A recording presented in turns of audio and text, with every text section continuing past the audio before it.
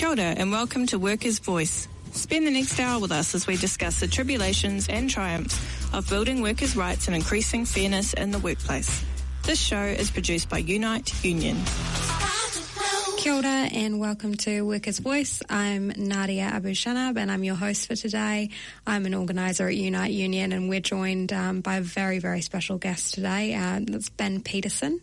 He is also an organiser from Unite Union. Do you want to give us a little hello, Ben? G'day, how's it going?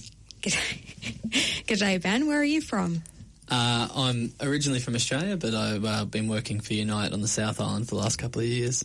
Okay, cool. So today we're going to be talking. Ben's going to be trying to make history interesting for us. That's the challenge. That's the gauntlet, and we've thrown it down. Are you going to be able to make union history interesting? We'll find out soon enough, won't we? We will find out. Okay, first of all, we're just going to have a song. We're going to have a little bit of 9 to 5 just to get us started. This is Workers' Voice. The show is produced by Unite Union. Not all our workers work 9 to 5, but let's crank it first and then we'll get going.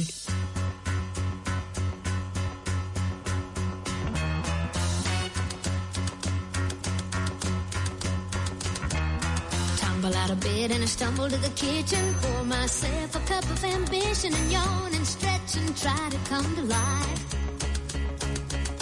Jump in the shower and the blood starts pumping. Out on the streets the traffic starts jumping with folks like me on the job from 9 to 5.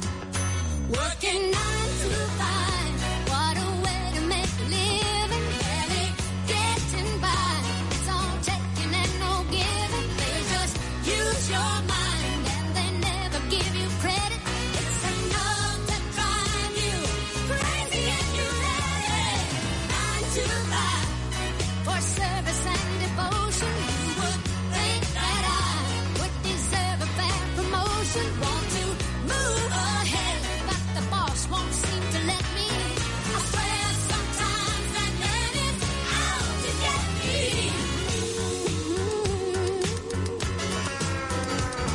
They let you dream just to watch him shatter. You're just a step on the boss man's ladder, but you got dreams he'll never take away. In the same boat with a lot of your friends, waiting for the day your ship will come in and the tide's gonna turn and it's all gonna roll your way. Working 9 to 5, what a way to make a living, barely getting by. It's all taking and no giving, they just use your mind and you never get the credit. It's enough to drive you crazy if you let it. 9 to 5, yeah, they got you where they want you. There's a better life, and you think about it, don't you? It's a rich man's game, no matter what they call it, and you spend your life putting money in his wallet. 9 to 5, what a way to make a living, barely getting by. It's all taking and no giving, they just use your mind and they never give you credit. It's enough to drive you crazy if you let it. 9 to 5, yeah, they got you where they want you. There's a better life, and you dream about it, don't you? It's a rich man's game, no matter what they call it, and you spend your life putting money in his wallet. 9 to 5, working 9 to 5. Okay, Ben, so thank you for joining us in the studio today. You've just come up to Auckland, have you? Yeah, just moved up in the last couple of days, so I'll be around these parts more often. Awesome. I'm hoping you can come on the show a little bit more. Okay, so today I want to talk a bit about, you're interested in union history, right? Yeah, absolutely. Okay, right. Okay, because I find that can often be a really dry topic. Yeah. Like I don't like the old union songs, I have to be frank. But I think there are probably interesting things that we can learn from union history. Why don't you first of all just start off by telling us, you know, why you're interested in union history and why you think the history of collective struggle is important? I think there's a range of reasons why it's useful to think about and to know a bit of union history. I think for most of us it is our history. Like, we are working people and we work today, and the reason work looks like it does is because there's been unions and stuff in the past. And I think it's really interesting for me when you look at historical sort of stuff as well, that often you see a lot of echoes, I suppose, of history. And the issues that we face today are things that have been taken up and been issues that have been challenged and sometimes won in the past. So, yeah, I think in terms of understanding our rights and work today and getting ideas for how we can challenge things when things aren't happening as well as we'd like, there's often some really interesting examples and interesting things from history that we can learn from. Yeah, definitely. I actually agree with that. And I think there's probably something interesting about as well. It's not just the struggle around work, but I mean, so many worker struggles that have happened throughout history are actually struggles around community, around livelihood, around so many things, or whether they're actually feminist struggles or struggles around race. Yeah, so many absolutely. of those things have come into our collective kind of experiences in work as well. So yeah, I think there's a lot of stuff like that you wouldn't necessarily think about, and things like it's the simple things like working men's clubs that exist in just about every suburb and little town. Yeah, these were things that weren't just established. They were established by unions and established by collective people wanting to have a space where working people to get together and have a good time. And I think we should view our work as that sort of stuff as well. It's not somewhere where you just go to get the money that you need to survive, but we should view our workmates and our workplaces as the basis of our lives and things as well, and we shouldn't be afraid of trying to link our unions and our union struggles into our day-to-day other stuff that we come up with, and that's absolutely something that comes through in history. Okay. And you're I know a little birdie has told me that you actually have you have a few tattoos. Do you have a tattoo? You're looking at me like you're very annoyed. Do you have a tattoo which relates to union history? Yeah, you could say that. This is probably thrilling radio. Yeah. We're learning a bit about our co-host. That's fair enough. Yep. So what have you got? Oh, well, I've got Liberty, Equality, Fraternity tattooed on my shoulder, but I've also got on my back the Eureka Stockade flag, which was a very important sort of symbol in Australian labour history for the miners there, rising up against what was really unfair taxation at the time. There was the gold rush in Australia, and the miners were expected to pay for licences, which were really expensive and really unaffordable for a lot of the miners. Like, most miners didn't find massive amounts of gold. Some did, but most didn't. And there was a sort of a way from the government to try and force people back into working for the big farms at the time, because they were really worried about all their workers going off to the gold mines, because why would you work for not very good wages when you can go and have a chance to win big in the mining areas? So there was this big uprising by the miners, and that was really successful in taking forwards, getting better conditions, and the mining licence costs were reduced, but that also had other effects politically, like the miners won election and the right to have elections and for working people, which was the first time in that. And it had real ramifications internationally and stuff as well, and you see historically the very strong links between Australia and New Zealand. So in New Zealand labour history, the mines on the west coast were one of the places where unions were very strong and very first places to get strong unions, and a lot of those people learned their unionism in Australia and the mines there. So there's a lot of stuff in that that flag and that symbol is a very important one, both here and in Australia. I got so excited by that story of union history that I sneezed. Okay, so I have a question for you. If you could point to one working class hero or someone in the history of unions that you think people should know about, who would it be? There's a lot of really interesting people, and in New Zealand sort of history there's a lot of individuals that did stuff, I think, and a lot of people that moved through and went to different countries. But I think sometimes looking for individuals can be a little bit counterintuitive. Oh, I was kind of hoping you'd go there with this one. Well, that's it, because I think that's the thing is there's a lot of people that don't necessarily make the books, and I think important part of our labour history is viewing, its entire industries and hundreds of people and thousands of people have been involved, and often mainstream histories and official histories then reduce all that to the roles of a couple of people. But even those individuals are only as strong as, you know, the sites or the workplaces and the communities that sort of led to those struggles taking place.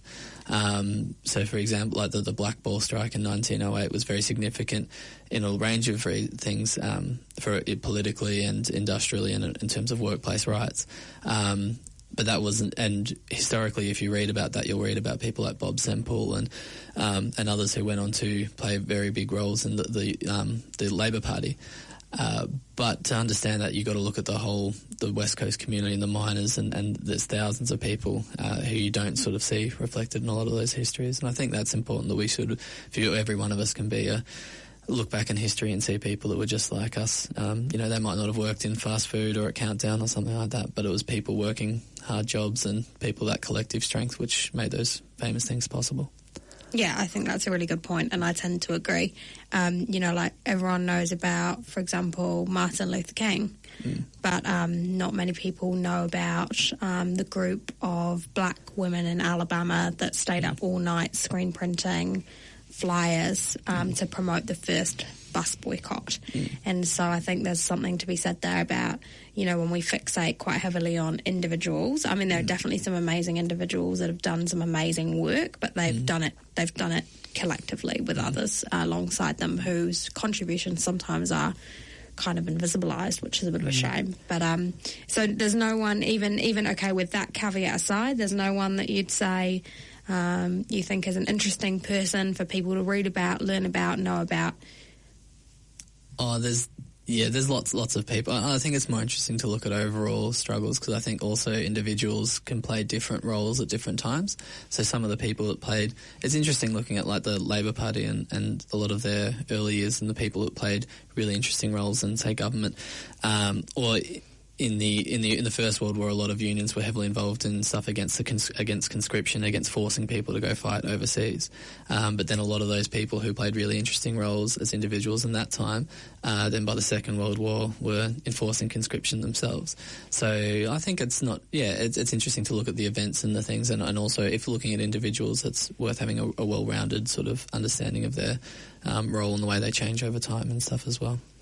There was one story you shared with us, though. You did share a story with the other Unite organisers about how a group of, was it organisers, had gotten, how they'd managed to get a fleet of cars. Oh, well... You should tell that story. It was, this was in the miners in Newcastle in Australia, which is just an area north of Sydney, and there's a big mining communities there in the Hunter Valley.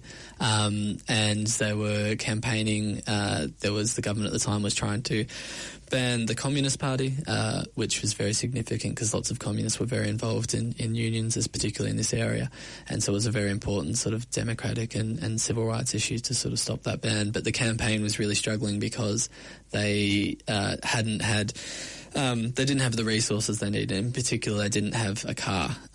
They were sort of carrying things around and needing to borrow and beg and steal lifts off people to get around to the different sites to campaign against this. That's like me at the moment with my car broken down.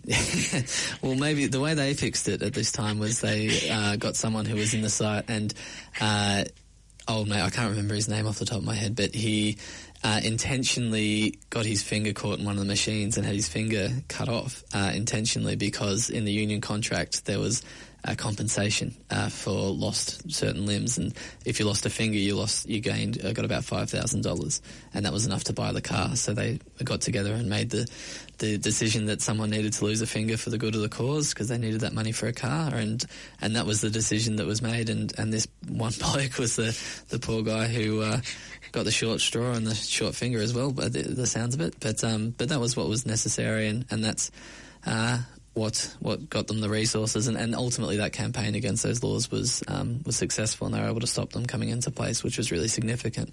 So I'm not suggesting anyone does that to finance their campaigning today, but it's those sort of sacrifices that have got us to the better conditions we have today, I suppose. Cool, that's good. That's a good story. All right, well, that's a nice segue into our song Working Class Hero.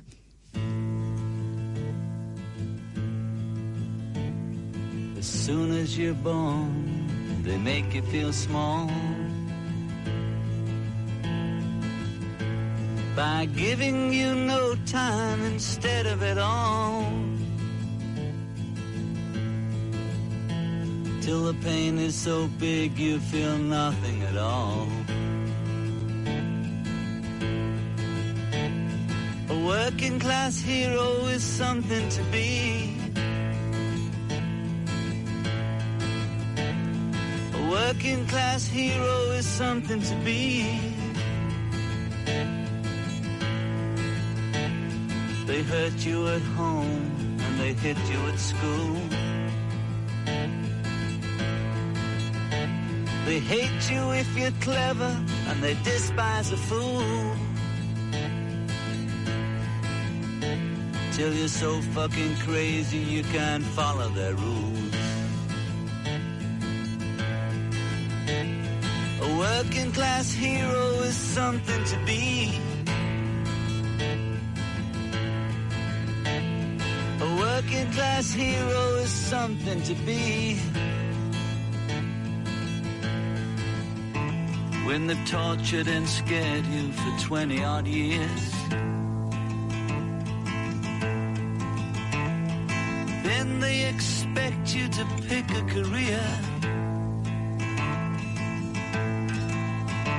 When you can't really function, you're so full of fear. A working class hero is something to be. A working class hero is something to be. Keep you doped with religion and sex and TV. And you think you're so clever and classless and free. But you're still fucking peasants as far as I can see. A working class hero is something to be. A working class hero is something to be. There's room at the top, they are telling you still. But first you must learn how to smile as you kill. If you want to be like the folks on the hill. A working class hero is something to be.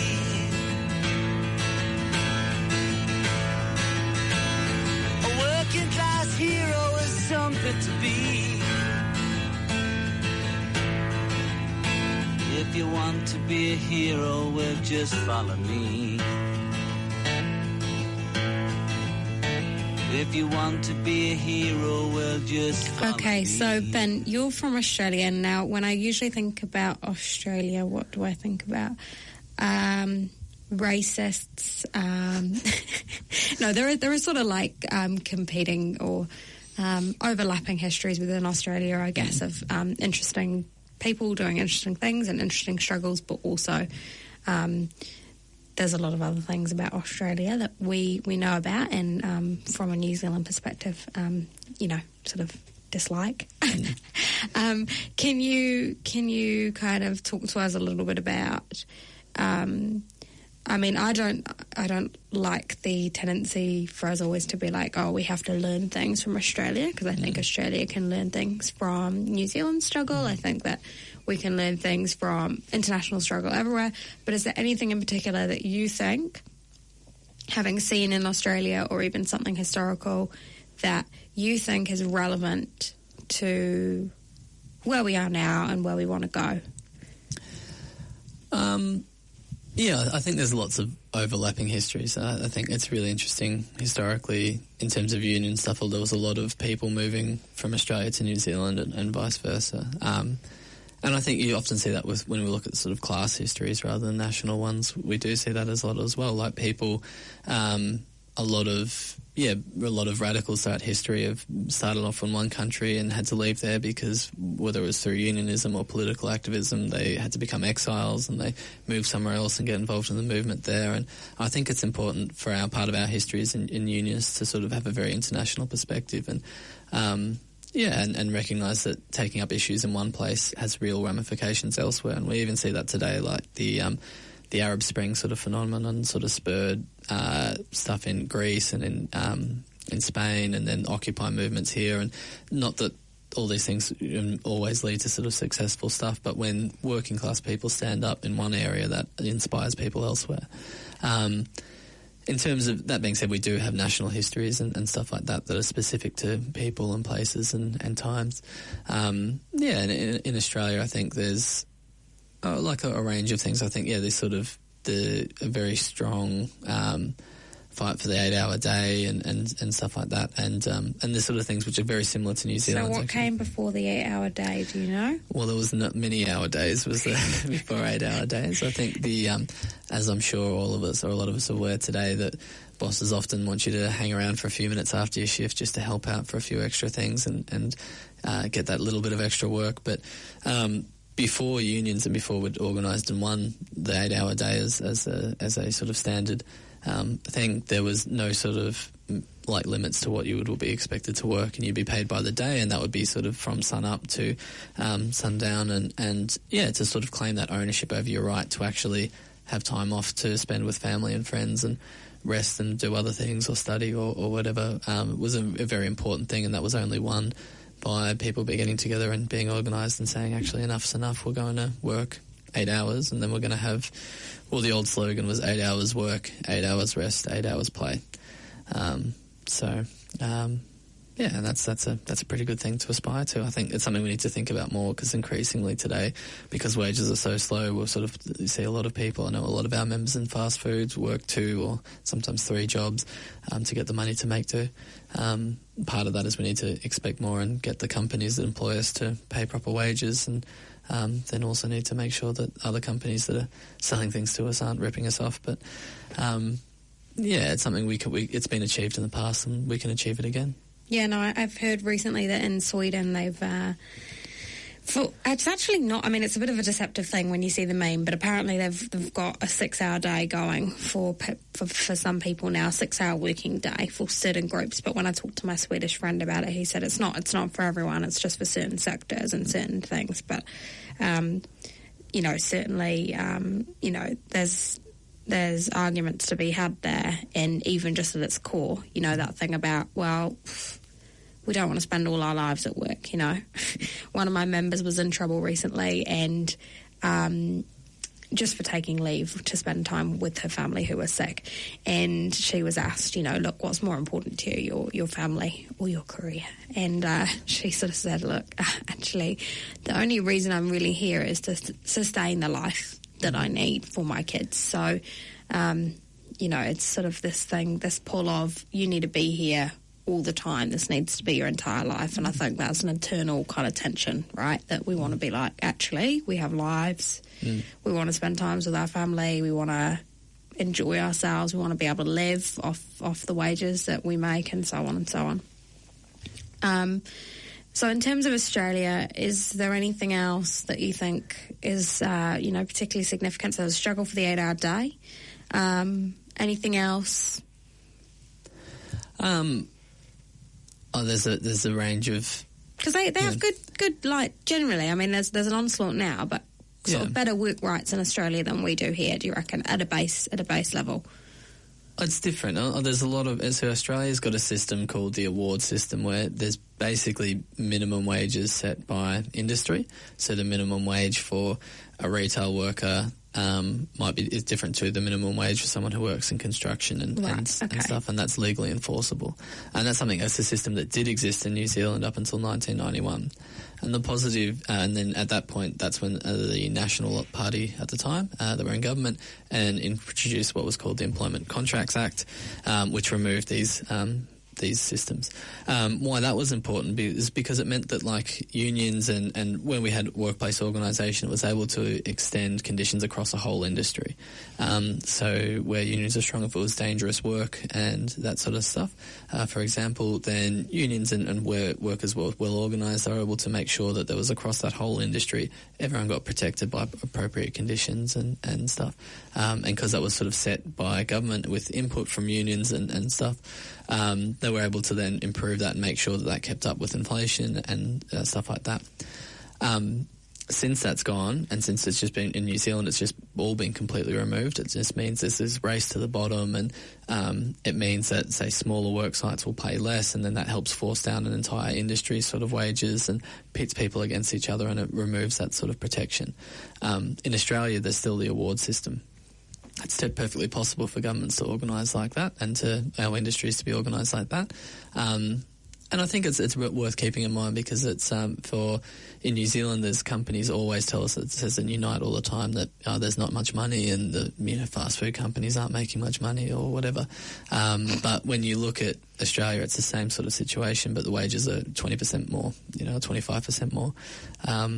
We don't be afraid to sort of call out managers or companies and stuff that sort of claim that they can't afford to do it because across the ditch they definitely can afford to pay people a bit better.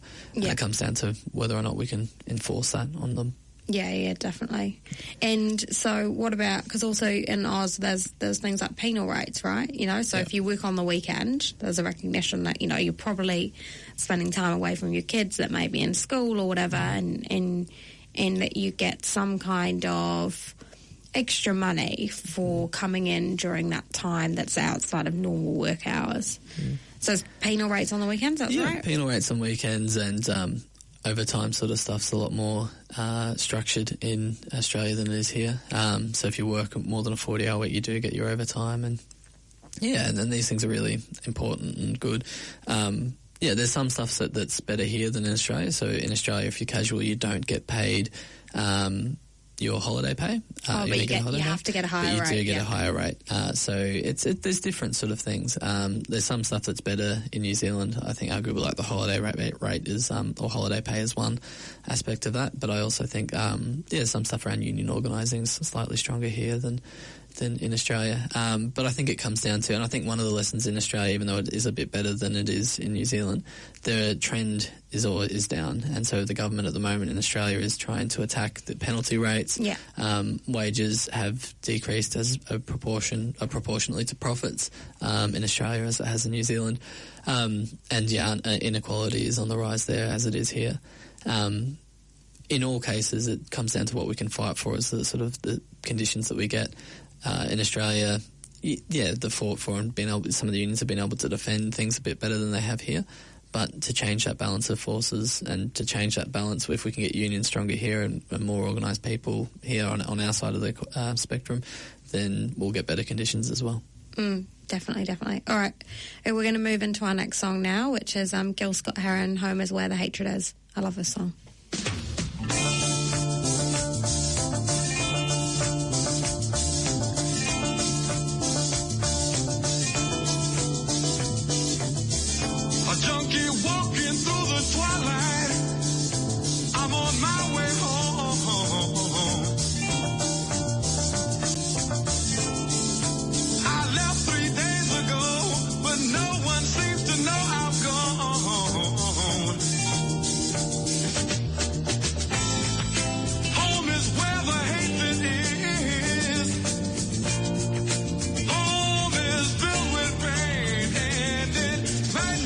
Such a bad idea if I never went home again.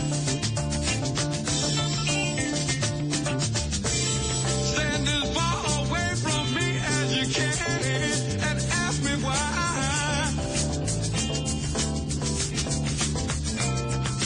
Hang on to your rosy feet, close your eyes to watch me die. You keep saying, kick it, quit it, God, but did you ever try to turn your sick soul inside out so that the world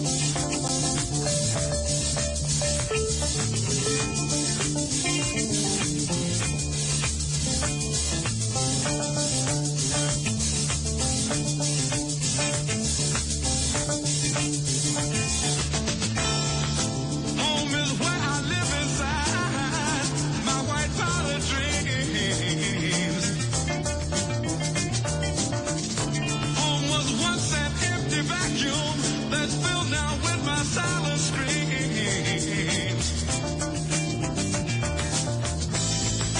Home is where the needle marks. Tried to heal my broken heart, and it might not be such a bad idea if I never went home again, home again, home again, home again. Kick it, quit it, kick it, quit it, kick it, quit it, kick it, can't go home again, home again. So we were just having a little catch up then in that song, and I said, look, is there anything else you think is important about union history in Australia that should be mentioned? And you were thinking you were going to maybe say something about breaks. I think that's important because breaks are good, right? Breaks are good, and we didn't necessarily get them. And I suppose this story is from New Zealand, actually, in the Black Ball strike, which I mentioned a bit before, which is Black Ball's a mining town and was a mining or a coal mine on the west coast of the South Island. And it was a famous strike in 1908 there, and it seems very old-fashioned and a bit not necessarily sure why. In the immediate sense, you sort of think, well, why is this relevant to us today? But the key thing that kicked off the strike and the action there was breaks. So in the mine, there was a range of issues that weren't very good. So pay was horrible. The bosses were really, evil and really petty to people. The company that owned the mine owned the whole town that all the workers lived in, so they had to pay back their rent to the company, and it was a really vicious place and really vicious sort of workplace, very dangerous work and stuff. And the key thing that the union had been organising there for some time, but at the time, there was a legal system called arbitration where unions would not go on strike, were illegal for them to go on strike or to take action, but they had a court where they could make a case and appeal to, and the employers would make their appeal, and that court would arbitrate and decide on what was reasonable. But this had worked for a little while and been able to keep a cap on strikes happening and stuff. But for these workers in Black Ball for quite many years, they'd been building up this sort of resentment where pay hadn't been improving and conditions had been getting worse and worse. And it just being really hard where it sort of reached the point where they weren't able to bear it anymore. And so the union leadership made a decision they were going to make an issue around breaks, which is quite an interesting thing. And I think it's interesting, for people in the workplace today to think about that, where often we'll be in a workplace where the pay will be really crappy and the managers will be really intense and not very fair. Are you trying to go through all this without swearing? I'm doing my best. I've sometimes got a little bit of a floral vocabulary, we'll say, but yeah, you'll be in a situation where your managers won't be ideal and your workplace won't be great, but you can't necessarily go on strike like legally, and if you're in one store and you're a bit isolated, you can't sort of take it all up at once. But if you look through your contract, you can often find little things which you can use to sort of wage war, we'll say, or take up issues to try and turn the balance back in your favour. And so breaks can be a really good one, making sure that you and all your workmates get your breaks, making sure that you're getting paid the right rates in your contracts can be stuff. So it can be a really effective way of taking up issues if you're in a workplace where you think you're getting treated unfairly. But anyway, at Black Ball, when they had this sort of strike, it kicked off where they decided that everyone was entitled to a half-hour break. At the time, you'd be working 8-10 hour days and you'd only get a half-hour break in the middle of it. A 15-minute break. And, working in a coal mine underground all day, really dangerous conditions, and really this is with a shovel digging tons and tons of coal each day out. People weren't very enthused, and 15 minutes isn't much time, so they decided they were going to take a half-hour break. So the famous sort of story is that I think it was Paddy Webb was the miner who was chosen to be the one to take the extra break, and he got to the end of his 15 minutes. It was crib time was what they called it. The foreman came up and said, you've had your time, Pad? And he said, well, I've got to finish my pie. So it's all about a pie. I actually was wondering if there was anything about a pie in this story, and there was. Well, So there you go. yeah. There you go. That's it. The revolutionary What potential kind of pie was it, though? That's the question. I don't know. I don't think history has recorded the type of pie. So we can guess. We could say it could have been a rhubarb and custard pie. It could have been a I was beef thinking pie. savoury. I was thinking savoury. Well, yeah. I think sometimes there's the sweet tooth. Sometimes it kicks you on a little bit. You get a bit of a sugar rush before you're back to the coal mine. At any rate, the pie was what kicked it off, and they went out for 6 weeks. This strike, and it was significant because it was the first strike in quite a while, and it was breaking with this system where you go to the court, and it really showed out the court was sort of set up in the employer's favour. And so there was a famous story where they went and they'd all been hauled to the court to explain themselves why they're on strike and they meant to make their case. And the arbitration judge, the miners made their case to the judge and said it's really unfair, we need at least a half hour for our lunch. And the arbitration judge said this is ridiculous, this is outrageous, 15 minutes is plenty of time for anyone to have a lunch, any workman to have a lunch. And at that point he knocked on the door or he knocked on the thing and called the court to go out for lunch, and he said it was an hour and a half.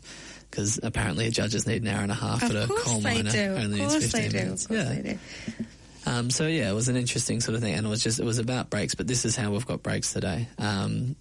It was through unions taking it up and taking up these little things, and this strike was ultimately successful. It took 6 weeks, and they had to sort of all stayed out, and they all stayed strong, and the whole town sort of came together. It was a long time, and it was very difficult, but it won these breaks, and that sort of helped set the groundwork, which we still enjoy today. So every time you're having your half and sitting down and having a pie, just think of the Black Ball miners, because that's where it all came from. Cool, good stuff. All right, we're just going to move into our next song now, which is The Coup, and it's Guillotine.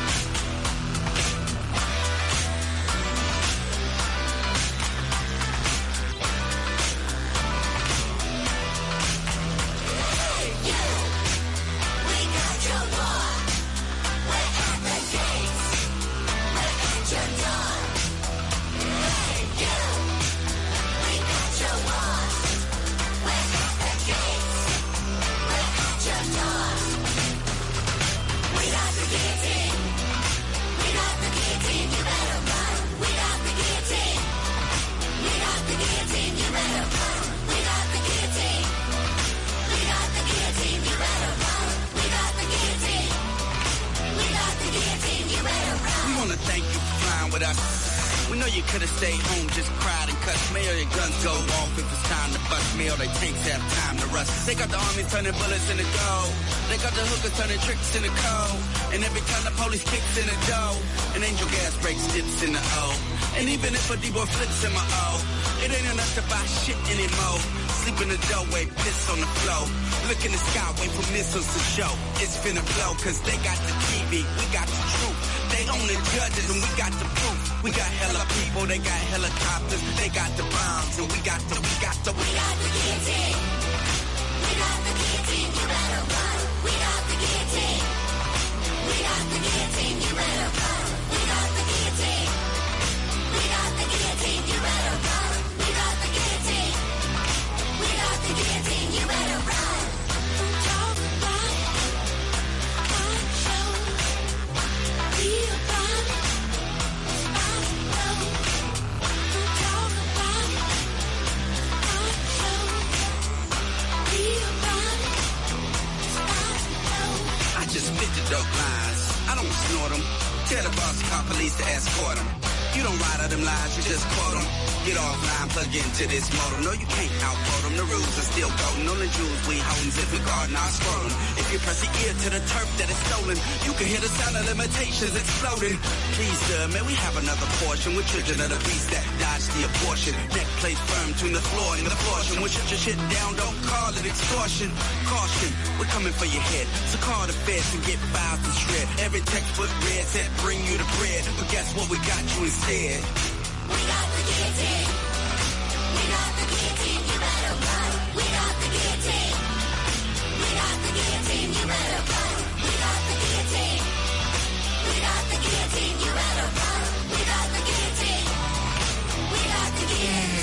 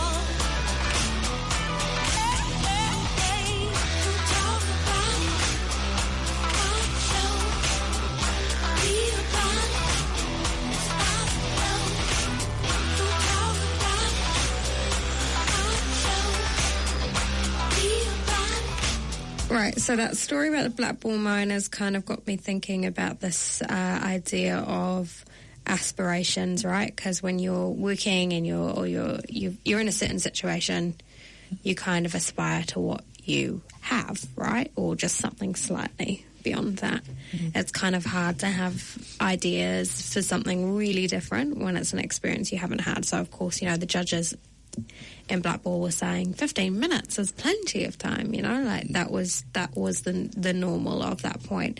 And now obviously you wouldn't even have to have that argument. Oh, actually I think people are having those arguments. I think in hospitality, in deunionised workplaces, people are probably having those arguments all the time. But certainly in a lot of sectors, you can go in, you know you're going to have your break, you know how long your break is going to be, whether it's half an hour or an hour, and you wouldn't need to have that discussion. So thinking about aspirations, are there any other kind of interesting stories or anything that you think is important to say on the subject of people having quite aspirations that initially start out as seeming quite wild and quite sort of distant, that people have achieved, or even things that you think that we should be aspiring to right now? I think it's always worth dreaming big, because I think if you look at the black ball sort of situation, the people who ran that strike were socialists, and black ball is remembered and significant.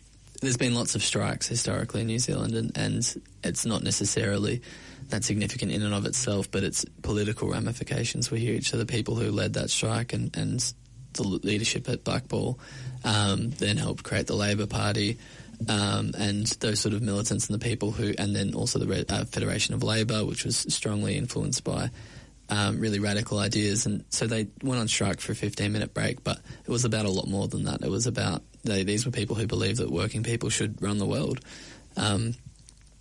And I think in terms of our aspirations, I think that's a really good starting point when we dream of stuff. Because I think if we're fighting just for 15-minute breaks or just for an extra 10 cents in the pay negotiations or whatever, then ultimately, yeah, that's not the most exciting thing in the world. And then when you achieve it, then what? But I think in terms of the union movement, I think that's part of the thing for the union movement today, is it's lost its ability to dream in some ways. I think that we need to have a starting point in the abstract, at least, of that we do think that working people could run the world. I think that's historically not just at blackball, but if we look through union histories and our histories, it's people who, believed in much bigger ideals than just what was immediately apparent leading these struggles. I think you talked a bit earlier about Martin Luther King and the sort of the civil rights sort of struggles, and it was that I think black people in the US really wanted to be able to, Rosa Parks wanted to be able to catch a bus, but she had much bigger things as well, that she wanted, a really human, liberation for people, and for black people in particular, but all people. There's strong links between the civil rights movement and really radical organisations and people, and having that sort of broader dream helps take things forward. And I think that's a really good starting point. And not being afraid to sort of like politicise stuff and to talk about bigger issues and to talk about the fundamental injustices of the economy and the society that we're in. Because when we can sort of understand those things, it makes it a lot easier to fight for little things as a step towards that. Yeah, I definitely agree, and that's an important point actually. Okay, last little question. I don't really like union songs, and I said that. I put that out there. But I thought it was interesting because I was reading something recently which was, it was an old historical quote. I can't actually remember who it was by. But the point was that it was something within union history, and the point that was being made was that you can read a pamphlet and read it once, but if you've got a song, you can sing it 100 times or whatever. Now, I've got a song on the list called The Night Watchman, is that it? The Yep. union song? Yeah? Yep. Okay. So what do you think? We're going to play that. We're going to play that in a minute, but first of all, I want to ask you what you think about union songs. Straight up. There's all sorts of old history and stuff, but I think with culture's living, and I think when Occupy was happening a few years ago, there was all sorts of bands and people that put out stuff. I think you look at things like hip-hop today, that people that are putting forward songs that talk about politics or Black Lives Matter, and there's a lot of stuff out there. That's the union song today. So I think it's interesting, and I can kind of get into it because I'm a bit of a, lefty nerd, but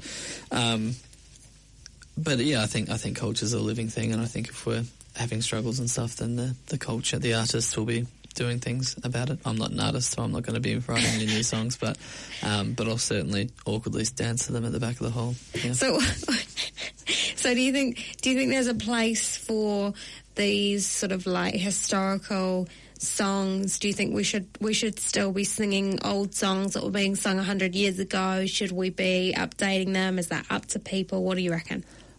Well, yeah, I know that I'm not the person to be lecturing people on culture. As far as I'm concerned, listening to Cold Chisel and just putting Working Class Man by Jimmy Barnes on repeat is fine, but I'm not also most people, so I'll leave that to other hip young kids to come up with the thing. All right. Let's listen to this union song, shall we? It's The Night Watchman. Yeah. Here we go. For the fight auto workers who were twisted, tricked, and robbed, to the peasant in Guatemala in a sweatshop got your job, and she can't feed a family on the pennies that she makes. Meanwhile, the crime rate's rising up and down the Great Lakes states. Like vegetables left in the field, the signatures smell rotten, and the contracts and the deeds that push the race down to the bottom. They load the rubber bullets, they fire another round. I'm heading to the tear gas. Dig in, man, hold your ground. For Joe Hill and Cesar Chavez, who fought in their own time. For our brothers and our sisters up and down that picket line. For the unnamed and unnumbered who struggle brave and long. For the union men and women standing up and standing strong. Yep. That's right. Nos queremos juntos, vamos a ganar. See, y'all hit them where it hurts and bite the hand that feeds. You might get 1 to 3 or probation and a fine. Well, I know where I'm gonna be. I'm gonna be right on that front line for Joe Hill and Cesar Chavez, who fought in their own time for our brothers and our sisters up and down that picket line. For the unnamed and unnumbered who struggle brave and long. For the union men and women standing up and standing strong. Yep.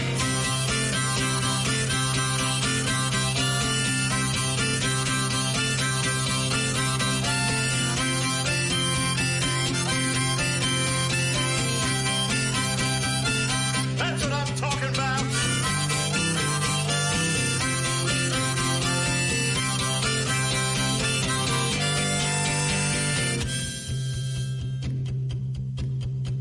Now dirty scabs will cross the line while others stand aside and look. But ain't nobody never got nothing that didn't raise a voice and push. Like the steelworker in Ohio, the miner in West Virginia, the teacher in Chicago, janitor in Mississippi. From the sweatshops of L.A. to the fields of Mission Flats, there's a thundercloud exploding, and I'm free at last. Like Joe Hill and Cesar Chavez, who fought in their own time. Like our brothers and our sisters up and down that picket line. Like the unnamed and unnumbered who struggle brave and long. Like the union men and women standing up and standing strong. Like the unnamed and unnumbered who struggle brave and long. Like the union men and women standing up and standing strong. Yep.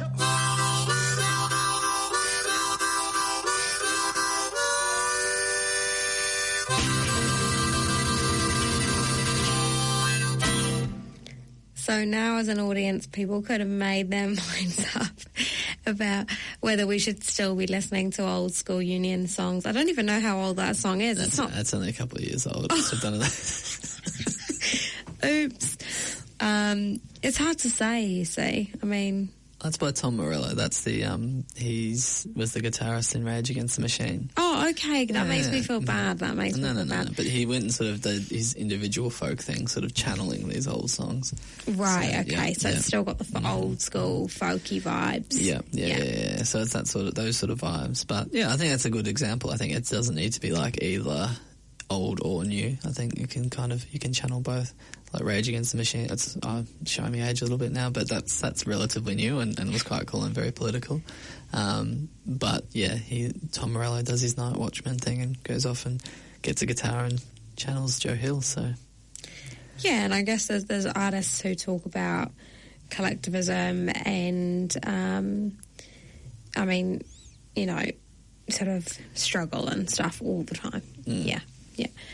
So moving on, we're at the, you know, that kind of time of year where you're thinking about going forward. So I'm wondering whether you have any thoughts on, you know, 2016 and the kind of things that the union movement should be looking to achieve in the next year, the next 2 years. You know, we talked about aspirations. So just quickly, because we're coming to the end of the show, but I mean, what do you think people should be? I mean, or what do you think people are aspiring to at this stage? I think there's a lot that needs to be done. I find it really interesting that in the paper last week there was stuff around inequality and inequality growing, and that 29% of kids in New Zealand live in poverty, and something needs to be done about that, and the only thing that's going to change that is better wages. People need to get paid better for the work that they do. So I think the union movement needs to be proactive around that. And I think it's a matter of, like, if employers aren't paying people appropriately, then they're starving kids, and that needs to be brought, you know, out of the shadows and into the light. There's no other policy sort of stuff that's going to change it. I beg to differ. I'm going to disagree. No, I agree. I think it's part of it, but I think, I think there's two sides as well, because I think probably a proportion of kids living in poverty are the parents of people who are not in work, who can't actually find work. So I think we need to address issues around unemployment as well. So that's living wages for people who can't work and jobs for people who can and do want to work, because at this point unemployment's at 6%, and it's sitting there. And I think we need to remember as well that, and I'm sure you haven't forgotten this, but that, a lot of people will bash on beneficiaries, but we need to be saying, actually, structural unemployment that was created deliberately by our government, and structural poverty actually exists to the benefit of employers. Yeah, well, that's it. Well, that's unemployment exists to undermine wages. There's been full employment in the past, even relatively recently, like in the late 70s, early 80s, everyone had a job. There was like 12 people unemployed in New Zealand. Yeah, exactly. Yeah. And that's our parents, you know. This is not that long ago that they can give everyone jobs, and they can give jobs that pay. And it doesn't exist now, and it doesn't exist because it's useful for undermining wages to have, you know, that constant threat for low-paid people that if you don't suck it up, then you'll be on the dole queue. Wasn't forgetting that at all. But yeah, no, I think it's about pointing to the government. The government actively chooses to have policies that kick the poor, and we need to kick back. Yeah, definitely. It was about jobs. It's about living wages. It's about incomes that people can live off, and also just work-life balance, you know. I hope that those are kind of the big, lofty aspirations at this point, but I think Unite did a good job with the 0 hours win in 2015 and actually getting some guaranteed hours for members. Well, members achieved guaranteed hours for themselves in fast food, and I think from there on out it'll be interesting to see what 2016 has in store for Unite and for people's conditions and pay as well. So thank you so much for coming on the show today, Ben. It's been great to have you. Any parting words? No, it's been grouse. What does that mean? That's Australian for good. Oh, okay. Yeah. All right, well, thank you very much, Ben. That was a pleasure. And you can listen to our next show next Saturday. So thanks for listening. Thanks for listening to Workers' Voice. This show was produced by Unite Union. Listen to us every Saturday, 10:45 a.m. or anytime online at planetaudio.org.nz/Workers' Voice.